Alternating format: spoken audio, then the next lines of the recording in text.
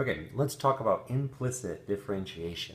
And the question is, why do we need some new form of how to take a derivative? Well, what we used to do with typical functions, again, functions are like sine of 2x, y equals 4e to the x, some polynomial, some square root, a logarithm. See, all of these are functions, right? I know I have written down y, but I just as easily could have said f of x equals, right? These are all functions of x, and we wanted to find dy dx. So we use trig rules and exponential rules and power rules and logarithm rules, so on. Well, what happens if we still want to find dy dx, but we're looking at a curve that's not a function anymore?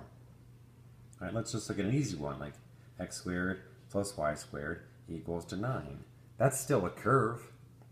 We can still graph it. It still has a slope. That's just a circle. And the slope still exists here and here and here. The question is, well, how do we find it? Well, we still need to be able to find dy dx. And in these cases, the slope is going to depends on x and y. I mean, it doesn't always have to, but it's likely going to in a situation like this. You see how if I looked at maybe here, I get a tangent line like that. If I look at the exact same x value, but I'm down here on the curve, I get a completely different slope. And so the slope depends on both x and y, okay? And so when we find the derivative, we need a new technique. And this new technique is called implicit. I'm going to write this down here. So we have x squared plus y squared equals to 9, and we still want dy dx. And the only thing we have to just imagine is that y is its own function. And really, implicit is no more than just the chain rule. We've already looked at the chain rule. You're taking the derivative with respect to x, and y is its own function. And so when you take this derivative, the derivative of x squared is 2x. The derivative of y squared is 2y, y prime. Think of the chain rule. You had something squared, bring the power down, decrease the power by 1 times the derivative of the inside. But the derivative of the inside is just y prime. And then we solve this for y prime. This would be 2y, y prime equals negative 2x. And then if I divide, I'm going to get negative 2x over 2y, and then I can simplify that to negative x over y. And we can take a look at this. Does this match? Does this derivative match what we know for a circle? Well, let's pick some points here. What if we were way over here? Okay, and I'm going to draw this circle again. What if we were on this particular circle and we were over here? This would be the point 3, 0. It would have that slope. Does it match? Well, if x is 3 and y is 0, you're like, oh my goodness, what happens if y is 0? Why get an infinite slope?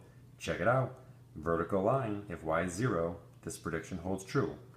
What if you were up here at 0, 3?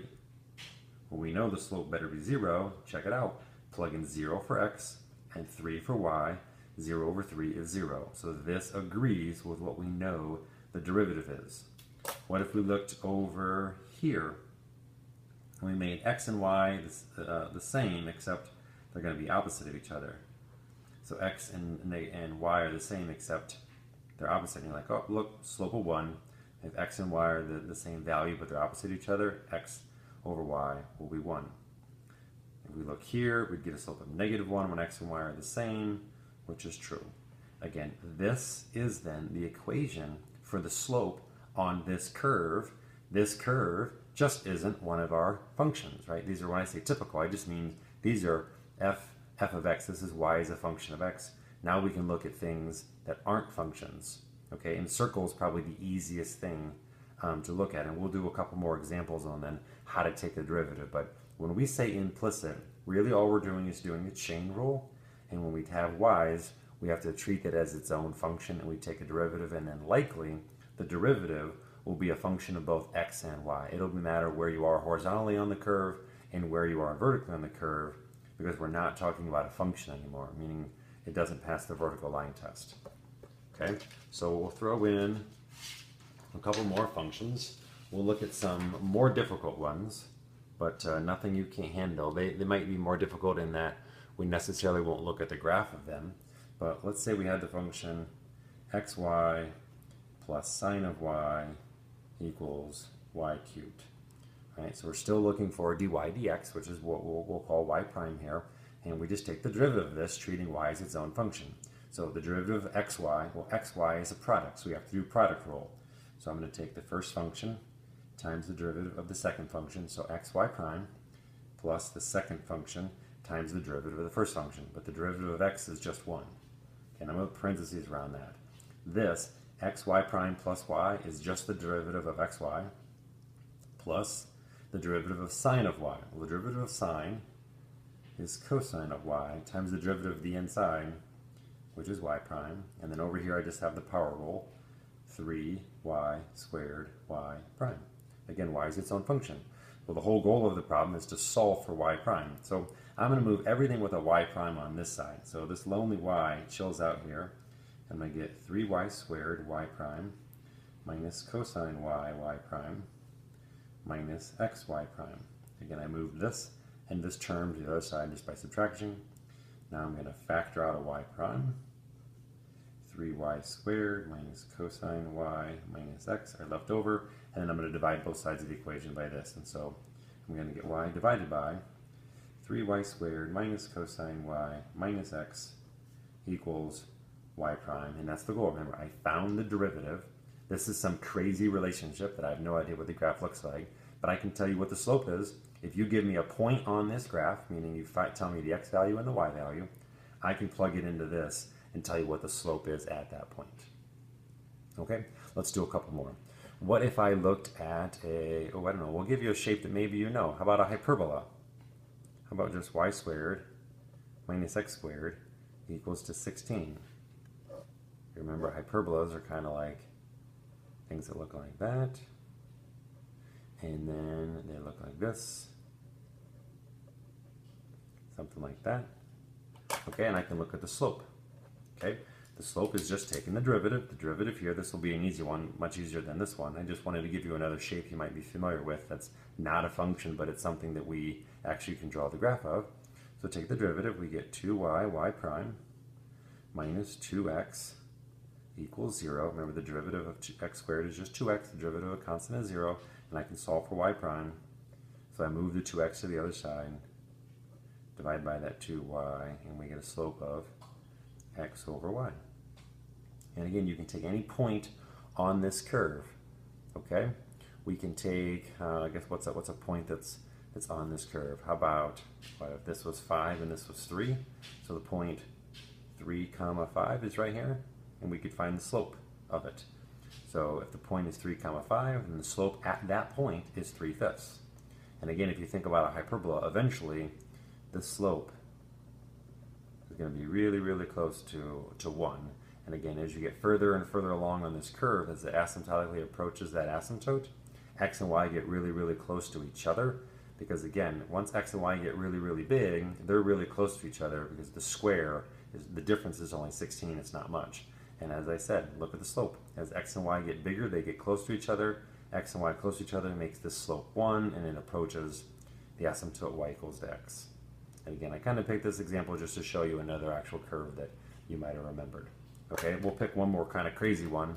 How about 4 natural log y plus 5x equals y squared plus x cubed, something like that. Okay, let's take the derivative. The derivative of 4, the natural log of y, is just 4. And remember, the derivative of the natural log of something is u prime over u. In this case, 1 over y times y prime. So that's just y prime over y plus 5 equals 2y y prime plus 3x squared.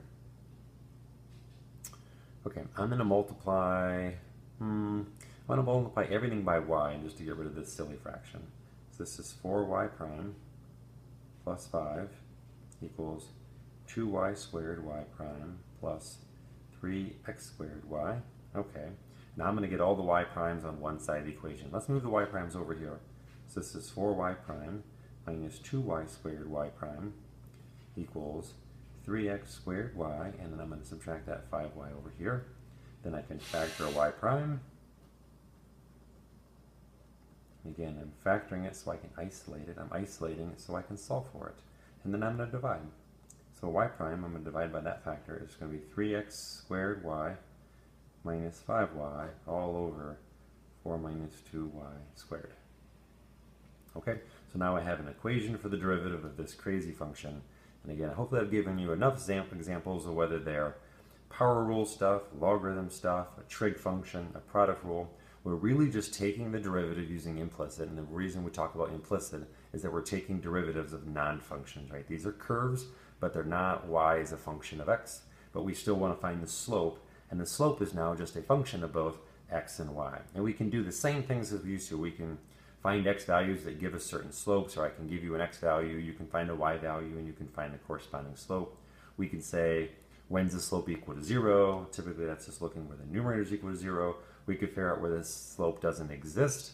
That's looking for when the denominator is equaling to 0 and things of that nature. But implicit's a nice thing we have to be able to do because we do want to be able to look at relationships like hyperbolas or circles or ellipses that aren't necessarily functions. Okay?